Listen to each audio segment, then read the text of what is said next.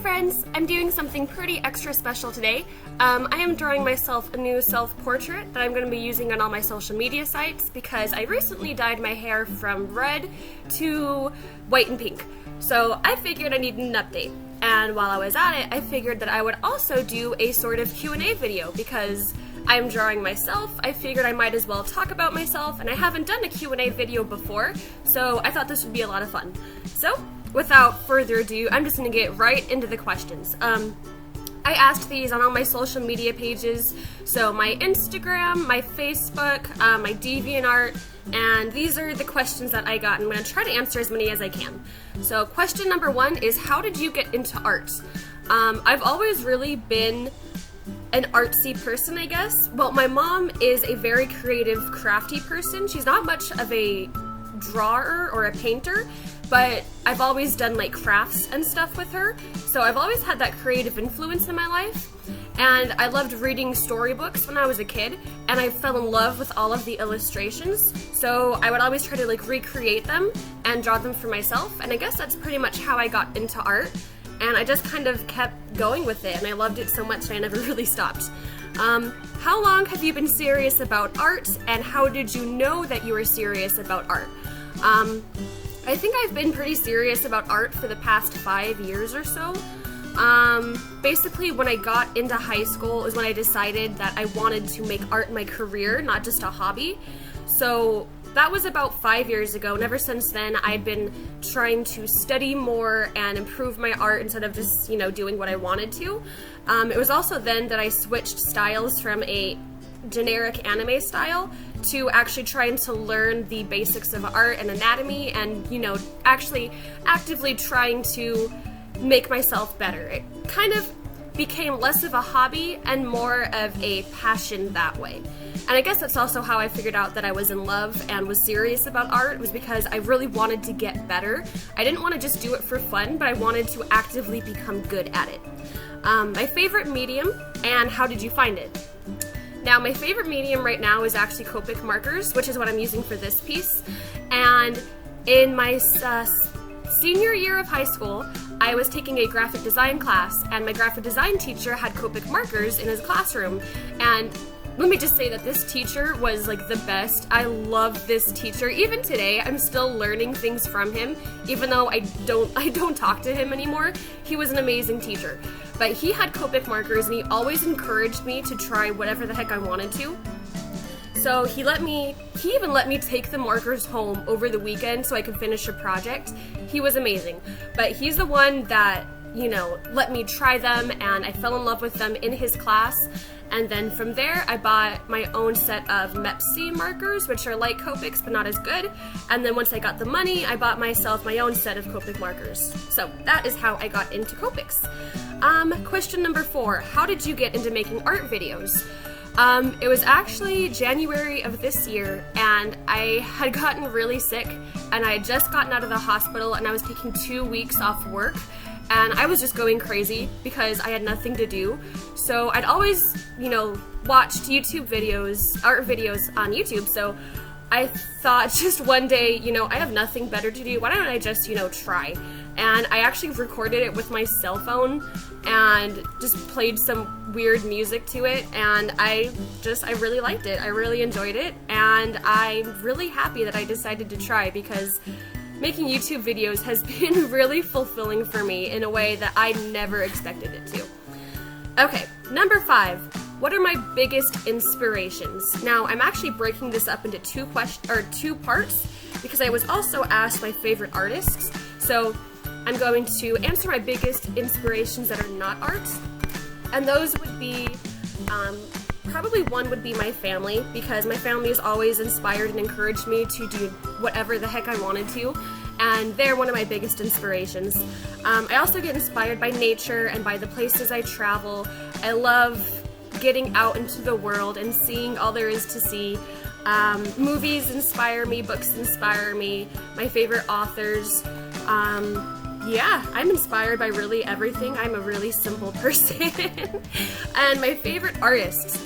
My favorite artist of all time is Tony DiTerlizzi, and he's also one of the main reasons I got into art in the first place as well, because Tony DiCerlisi and Holly Black wrote the Spiderwick Chronicles together, and I read those books when I was in like second or third grade, and I loved them. I was obsessed with these books, and I was obsessed with his illustrations because he would illustrate all the books, and just the way he, oh my gosh, if you guys haven't seen it or seen any of his work, excuse me, if you haven't seen any of his work, go look him up right now because he does just the most amazing things, and I love him. He's my favorite artist. My other favorite artists, Glenn Keane, of course, who worked on many Disney movies, Jennifer Healy, Loish, of course. Loish is just amazing. Yeah, that's what I can think of right now. Of course, I have so many favorite artists, but those are the big ones I can think of at the top of my head. Okay, so number 6, have I ever tried digital art, and what are my thoughts on it? Now, I have a really firm stance on digital art, and that is that I absolutely hate it. Like, for 4 years, I took graphic design classes all throughout high school, and for those 4 years, I was doing nothing but digital art because I thought that's what I needed to do to get good at art. So I tried and I tried, I hated it, I did not like it, I didn't enjoy digital art the way I enjoyed doing art traditionally. And for me, the process is what I fell in love with, the process of creating something. So I wasn't getting that same feeling with digital art, and it's not really that I wasn't good at it, because I wasn't good at it, but I wasn't enjoying it. And I don't think, honestly, I'll ever go back to digital art because I don't enjoy it. I hate it, honestly. Not to say that, digital artists are bad or anything, it's just not for me. If you guys do digital art, go for it. If you enjoy it, do whatever it is that you enjoy. That's just my personal preference. I don't enjoy it, so I will not be doing any digital art ever. Okay, so question number 7, my favorite Copics. My favorite Copics are actually used in the background of this piece. I love pinks, and I love sparkly stuff. So I'm going to name off the ones that I used here.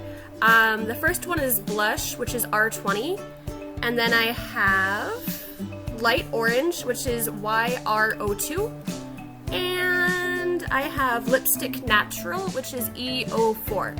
And then in addition to those, my favorite is also Mauve Shadow, which is BV00. I use this for basically all of my shadows in like every single piece. I would be totally lost without this little purple mauve shadow Copic, so I love this one too. Okay, number 8, what in art do you find passion in? I kind of answered this one already, but I will elaborate on it. My passion stems from creating something new where there wasn't something there before. So my favorite thing about creating art is just creating something in general and knowing that I have the technique and the skills, I guess, to create something that I couldn't create before. What is the most significant thing that art has taught you? Art has taught me mostly that it's okay to not be perfect at something. I mean, I was always a perfectionist growing up, and I used to get really frustrated with not being good enough, but the more I do art, the more I realize that I'm never going to be perfect, nothing's ever going to be perfect, and that's okay, because I enjoy what I do, and I have fun with it, and it brings me joy, and sometimes that's all you need. That's okay, to just do something because you like it. Alright, question number 11, this is a really interesting question. Are you ever self-conscious about drawing yourself, and do you draw yourself differently because of it? When I was younger, I was really self-conscious about drawing myself because I was not a very confident person. Since then, though, I have gained a lot more confidence in myself, and I enjoy making self-portraits now, but it hasn't always been that way. It did take quite a long time for me to get here, but that's okay because I learned to get here at this point, and it takes time, but it is possible. Self-love is a very long, hard road, but you get there.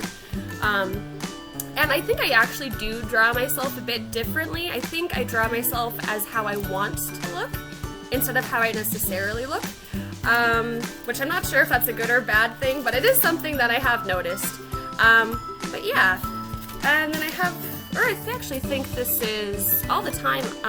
Yeah, this video is almost done, so I hope you liked this Q&A. I hope you guys learned a little something about myself. And if you guys want to answer any of these questions, feel free to answer them in the comments below. I want to get to know you guys better as well. If you have any more questions for me, ask them, and I may do another Q&A video sometime in the future. And yeah, that's about it. Thank you guys for sticking with me for so long. I love you all so much. You're all beautiful, sparkling fairy princes and princesses, and I love you guys. And yeah, have a great day.